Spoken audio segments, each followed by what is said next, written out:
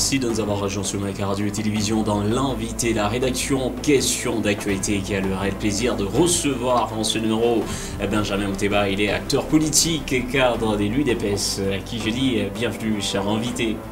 Merci Billy de l'invitation.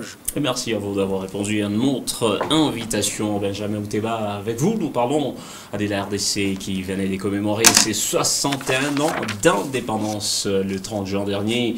Une occasion de se poser des questions à ce jour. Quels sont les acquis de ces 61 ans de l'indépendance et qui sont à préserver et même à exploiter au pays? Une fois de plus, merci pour la question. Je vais devoir commencer par définir le mot indépendance. C'est quoi l'indépendance? De deux, je vais définir aussi ce que c'est que la politique. Parce que pour faire comprendre certaines personnes, oui, il faudrait que je puisse passer par la définition de ces deux mots. L'indépendance, c'est le fait de refuser d'être sous tutelle ou bien de vivre sous une dépendance de quelqu'un ou de qui que ce soit. Être assujetti. Être assujetti à quelqu'un. Alors, la politique, c'est quoi? La politique, c'est l'art de gérer, l'art de gouverner, l'art de diriger, en un mot. Donc, si je veux mettre tous les deux mots ensemble, oui, c'est dire l'indépendance, je ne suis pas dépendant de quelqu'un, je gère moi-même par le mot politique. Donc, ça fait depuis 61 ans que les Congolais se dirigent eux-mêmes.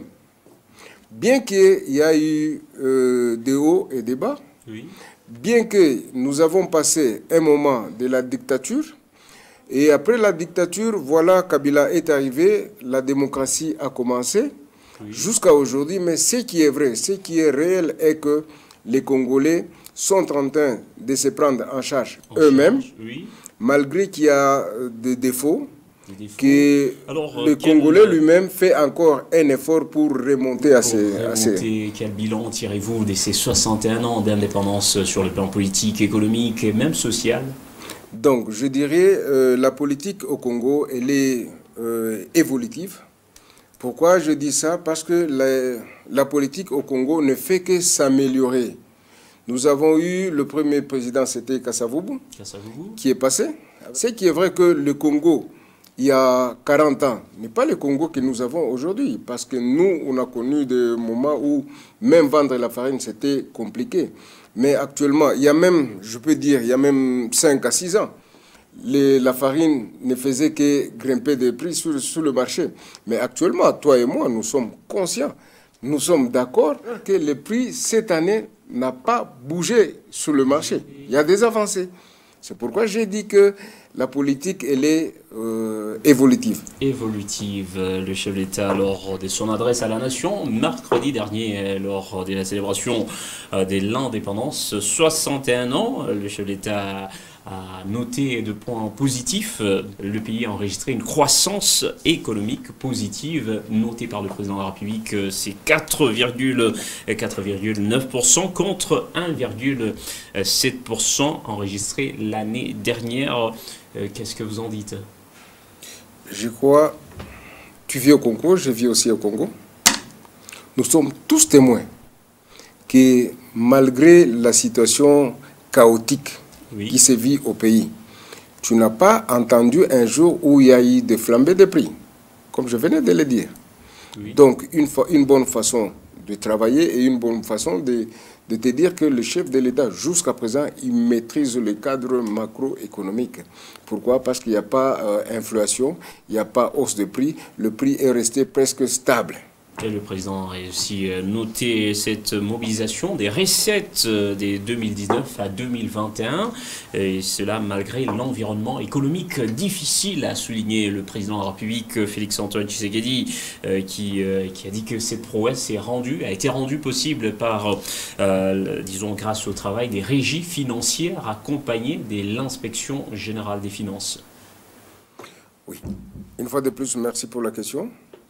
Ce que je veux dire est que c'est bien beau que le chef de l'État a dit que le cadre les recettes de l'État ont su augmenter durant cette période. Oui.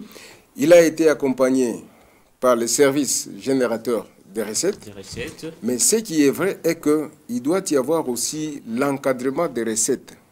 Qui est censé encadrer les recettes? Je crois que c'est là où le bas blesse. Chaque fois, j'entends parler de l'IGF, que quand il y a recouvrement quelque part, oui, quand il y a rebondissement quelque part, c'est là où l'IGF apparaît. Or, oui, l'IGF, c'est un service technique de l'État qui permet au gouvernement de l'encadrement et le récolte des recettes via, oui, via les régies financières. Parce que tous ces régies financières-là, ils dépendent de l'IGF. Ça fait très longtemps que l'IGF existe. Mais les gens croient que l'IGF existe maintenant. Non, l'IGF a existé sous Kabila. L'IGF a existé sous Mzee. Moi, à mon bureau, j'ai reçu plusieurs années les agents de l'inspection générale de finances. Ils viennent chaque jour. Or, leur objectif, c'est quoi? Oui. C'est donner le ligne de conduite au service générateur de recettes. Entre autres, l'OFIDA, la DGRAD, la DGI, ainsi de suite. Donc, ils doivent avoir une politique de gestion pourvu que le gouvernement puisse se retrouver. Donc, l'IGF doit donner les lignes de conduite et non pas laisser les gens travailler, voler et venir réprimander à la fin. Ça n'a pas de sens. Donc, or, eux, ils sont censés accompagner le régime financier. Bon, parce que le régime financier fonctionne comment? Il y a ce qu'on appelle l'objectif à atteindre. Oui. Donc, on vous dit, par exemple, ce mois, nous devons réaliser 1 milliard. C'est un objectif que le gouvernement fixe au régime financier. Oui.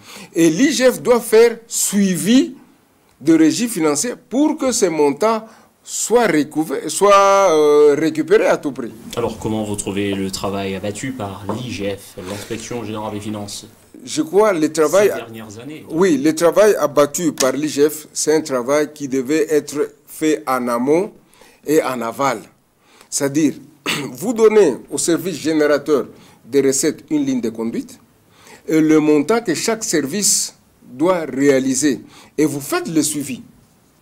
Pas, vous ne faites rien et vous attendez seulement les gens chipoter et vous venez à la fin. Non. Il faut contrôler avant, pendant et après. Avant l'exercice, pendant l'exercice budgétaire et à la fin de l'exercice budgétaire. Et voilà, vous avez noté de points positifs et même négatifs en termes du bilan des 61 ans d'indépendance. Qu'est-ce qui reste à améliorer sur le plan politique, économique et bien d'autres secteurs? Oui, ce qui reste à améliorer pour le moment, c'est le développement de l'industrie locale. L'industrie locale, ça ne fait pas référence à la sous-traitance? Non, l'industrie locale n'a rien à voir avec la sous-traitance. La sous-traitance, c'est quand il y a une entreprise X qui veut faire un travail dans une entreprise Y. Donc, ils sont obligés de passer par un Congolais pour avoir une sous-traitance dans une entreprise. Mais une entreprise de transformation de biens et de services localement, ça c'est le développement de l'industrie locale qui n'a rien à voir avec la sous-traitance. Avec la sous-traitance. Donc, je vais donner un exemple peut-être pour mieux faire comprendre. Oui. Il y a par exemple l'usine de transformation de savon. Oui. De savonnerie. Dis-moi un nom d'une usine qui transforme les savons ici à Lubumbashi. Tu ne connais pas. Dis-moi le nom d'une usine ou bien d'une société qui transforme les lits ici à Lubumbashi. Tu n'en connais pas. Donc, ce n'est pas là où nous devons... Ça existe? Ça n'existe pas, tu es de Lubumbashi. Dis-moi un lait qui est fabriqué à Lubumbashi, ça s'appelle comment? Ça n'existe pas. C'est là où j'ai toujours dit que beaucoup de gens me disaient, quand j'étais encore petit, on me disait non, non, Mobutu avait dit qu'après lui, ça sera le déluge. Beaucoup de gens n'ont pas encore compris que le déluge, c'est quoi? C'est quoi le déluge? C'est Mobutu, à l'époque, oui, a fermé toutes ces entreprises-là qui produisaient localement. Entre autres, il y avait Amato Frères qui produisait du savon. Il y avait Sabouni, ici, sur l'avenue Mayenge, qui faisait aussi du savon. Alors il y avait pourquoi il Solbena. avait fermé toutes ces entreprises? Oui, c'est une bonne question. Qu'est-ce qu'il craignait? Oui, non, il craignait rien. Mobutu voulait assez que, pour que lui, il assoie son pouvoir en tant que dictateur, ne pas produire localement. Hein? Oui. Il a fermé toutes les entreprises qui produisaient localement. Il a déplacé toutes les entreprises vers l'étranger pour que l'importation devienne plus que l'exportation. Et là, c'est ce qui fait que beaucoup de gens s'attellent à faire de la politique parce que l'argent à l'importation va directement dans les caisses du trésor. Or, avec l'importation et la fabrication locale, c'est le premier consommateur qui est le premier à entrer en contact avec la matière. C'est la première personne qui participe à la fabrication de la matière qu'on paye après qu'on paye les taxes de l'État. Mais par contre, à l'importation, oui, c'est les taxes de l'État qui sont payées avant que le bas peuple soit payé. Je crois si je me suis fait comprendre. Donc l'industrie locale, c'est profitable pour le pays? Mais oui, c'est profitable pour le pays et c'est profitable pour le peuple congolais. Pourquoi? Parce que quand on veut transformer localement, un produit localement, on aura besoin de main-d'œuvre qui sera recrutée ici localement. Et celui qu'on va recruter pour transformer de la matière, pour transformer le minerai, pour transformer n'importe quoi, il sera payé selon le travail qui sera abattu, oui ou non? Et après, on va lui retenir sur son salaire le dividende.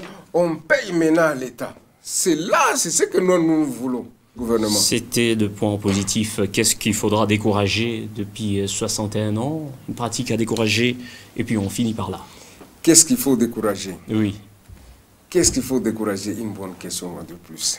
La corruption, le clientélisme, le tribalisme, le fanatisme, ainsi de suite. C'est ce qui tue le Congo. Parce qu'il y a beaucoup de gens qui se disent non, je suis fanatique de tel. Mais tu ne vois même pas ce qui te présente comme vision, capacité mentale. Tu dis non, ça c'est une faiblesse.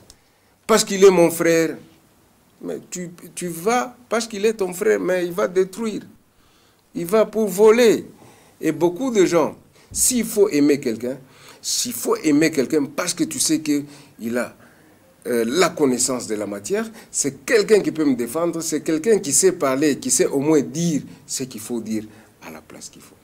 Et voilà, Benjamin Bouteba, je rappelle, vous êtes acteur politique et cadre de l'UDPS, parti au pouvoir. Question d'actualité. Merci d'avoir répondu à notre invitation. Merci. Merci également à nos chers auditeurs et téléspectateurs qui nous ont suivis. C'était Question d'actualité. Le prochain rendez-vous est donc fixé demain dans un nouveau numéro avec un nouveau sujet. Au revoir.